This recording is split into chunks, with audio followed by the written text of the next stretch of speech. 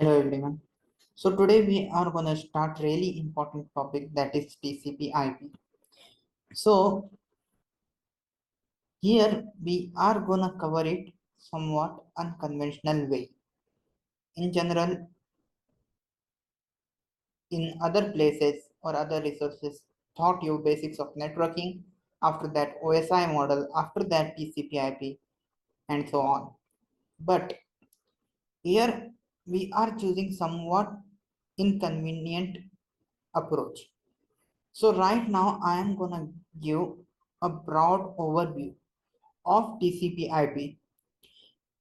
Okay, and if you don't understand any part, it is perfectly fine because after this chapter we are gonna jump into OSI model. Then again we will jump into TCP protocol specifically. Okay, then UDP and so on. So it is kind of higher level view. Once you completed this networking course, IoT for networking course, if you revisit this chapter, you will find out that this overview is actually enough. So this is the approach. First, give you high level overview of everything what we are gonna learn in IoT networking, especially in TCP IP section.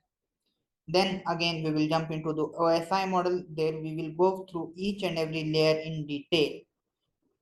And after that, again, we will go to the TCP and UDP protocols and we will exactly understand how it works, what is the differences, which all protocols supports these suits, and when to use which protocol, when to use TCP IP and when to use UDP.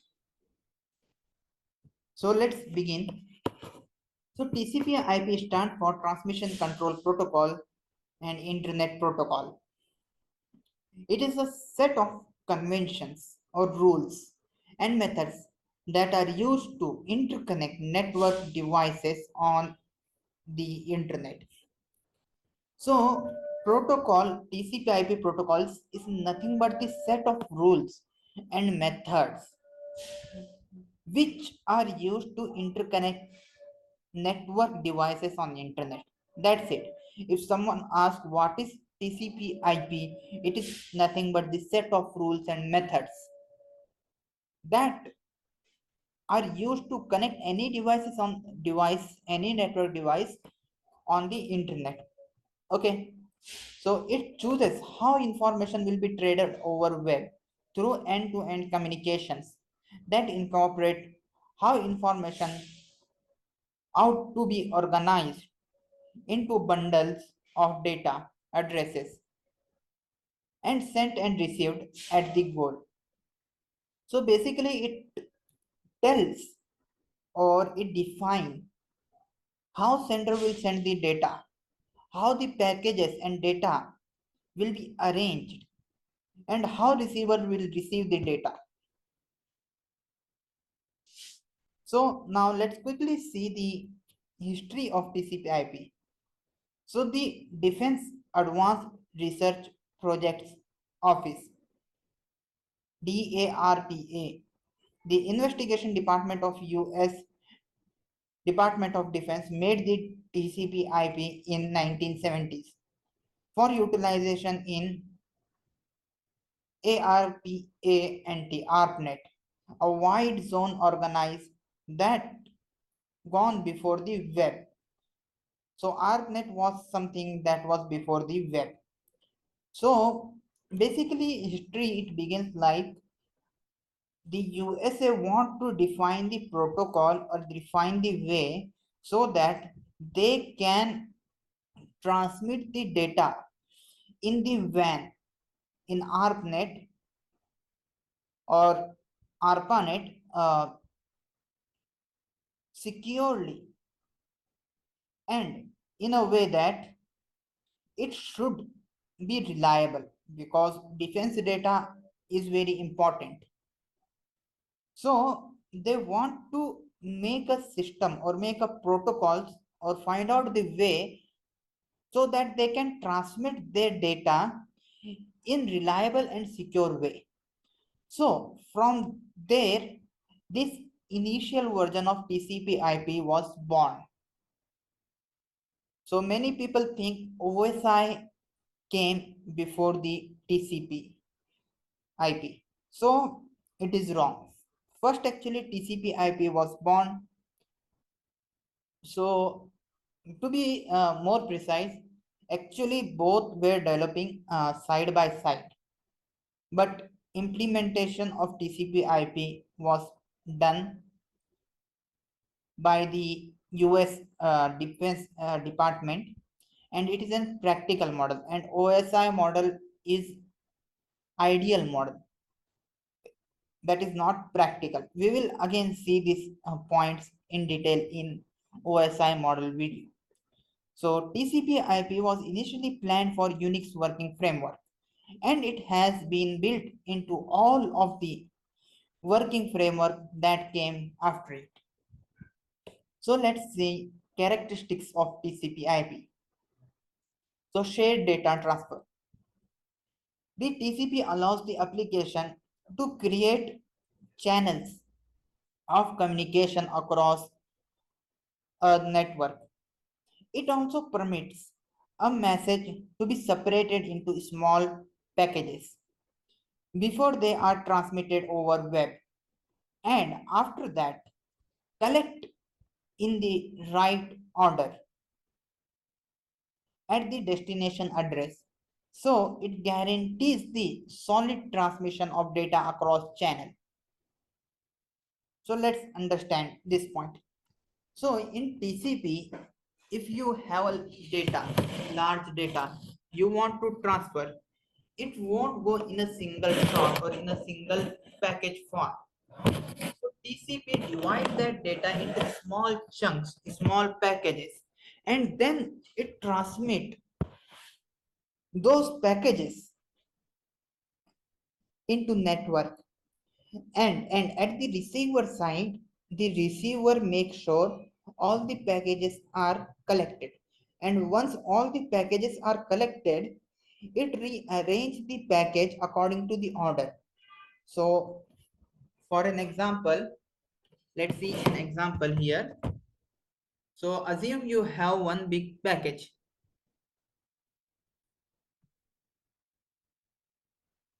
So let me draw it.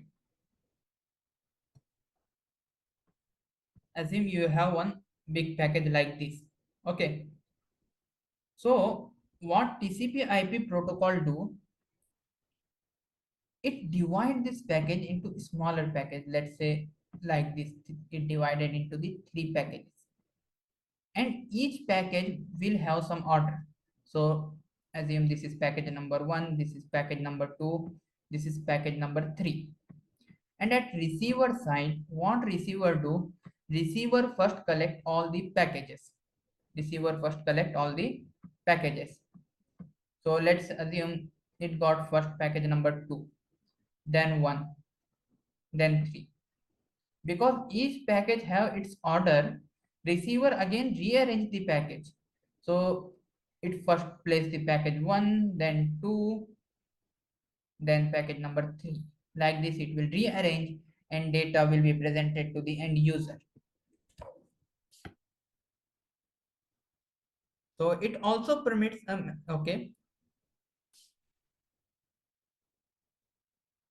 After that, internet protocol, the IP address tells the packets the address and the route so that they reach the proper destination. It includes strategies that empowers portal computers on the internet connected to arrange forward message after checking the IP address. So let me explain this part also. So IP address is the address of any computer, address of any networking device on internet. So let's say one computer C1 is connected to the internet with some IP XYZ. Okay. and it want to send the data to the some computer C2 with IP PWD. Maybe it will be confusing with the pulse width modulation. Let's say it is PWO. Okay, so how it will send? Because the C1 don't know the exact address of C2, right? So it will use the IP address. It will say, okay, I want to send this package to this IP address, that is PWO. So again, the IP protocol will find this C2 on the internet and transmit the package. And the route is nothing but the pathway. Route is nothing but the pathway to reach this.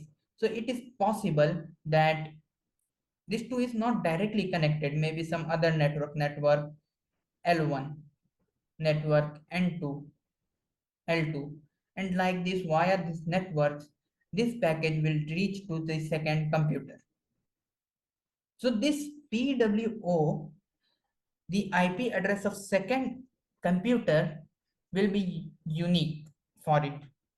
Okay, so every device which is connected to the internet will have its IP address, and at the same time,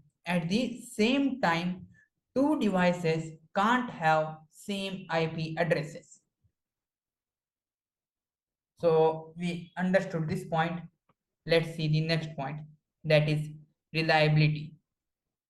The most vital feature of TCP is solid data delivery. It arranged to supply unwavering quality.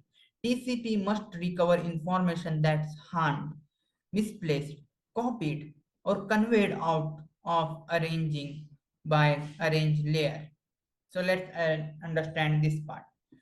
So in above example, let's say our sender send these packages 1, 2, 3, and once the receiver receive this package, receiver find out that okay, this third package is damaged. Then what it will do, it will send the message to the sender. Hey sender, listen, the third package is damaged, resend me the message. So again the packages will be sent, and it will ensure the data safety and reliability. Fourth point is multiplex. Multiplex can be achieved through number of ports. That is, in your computer you or server you have multiple ports. So you can send and receive multiple data at a time. Connections. Before application forms can send the information by utilizing TCP, the devices set up a connection. The associations are made between the harbor numbers of sender and the collector devices. So what will happen? Assume this is the sender and this is the receiver. So before sending the message, it makes a channel, it makes a connection to send and receive the data. And once these connections are made, the data transmissions are done using this channel. So now let's see the layers.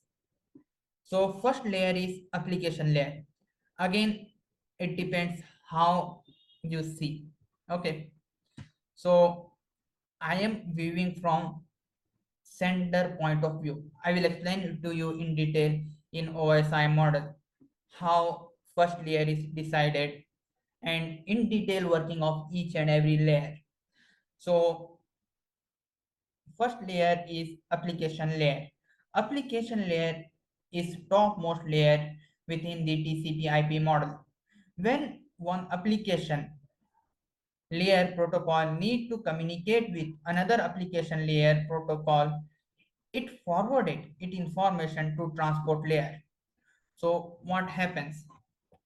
Assume there is, you want to send the mail to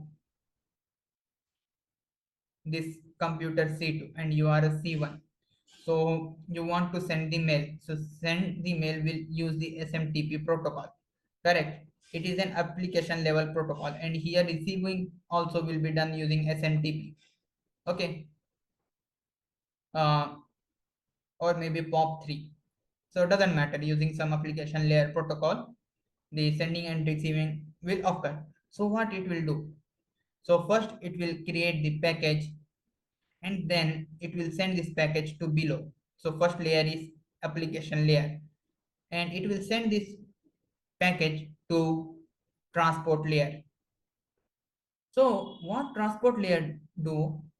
It is responsible for reliability, flow control, and correction of data that being sent over the network. There are two protocols used in transport layer, that is UDP, user datagram protocol, and TCP, transmission control protocol. Okay. After that, there is a third layer, that is internet layer or network layer. It is the third layer of TCP IP model, also known as the network layer. The main responsibility of the layer is to send the packages from any network and they arrive at the goal irrespective of route they taken. So in transport layer, the packages will get ready, all the headers and everything is attached. After that, in the network layer, we decide the route and how data will move to the destination. So it is the network layer that ensure that data should be reached. After that, final layer is physical layer or network access layer. So it is the lowest layer in TCP model. It is the combination of physical layer and data link layer, which present in OSI model. Its main responsibility is to transmission of information over same network between two devices. So final layer is nothing but network access layer. Okay. So from this layer, data will be transmitted. So will it be directly go to C2? Answer is maybe, but most of the case it is not the scenario. So what will happen? It will transport this data to the network, whatever the network you are connected. So internet is nothing but the collection of networks, correct? So here data link, all the data headers and the destinations, everything is attached. And after that, it is sent into the network. And the network devices which is present in the network or in the internet, it will see, okay, it want to go to the C2. So I am a C2, like I was explaining in the topology section, same will happen. Okay, switches will say, okay, C2 is in my network, it is not. Let's forward it to the next switch. So like this, the package get forwarded until it reach to the destination. So how TCP IP work? So TCP IP employs the client server demonstration of communication, which a client or a machine is given a benefits like sending web page by another computer within the server. So let's understand this client server model. It is pretty easy. There is one machine known as client and there is one machine known as server. So what client can do?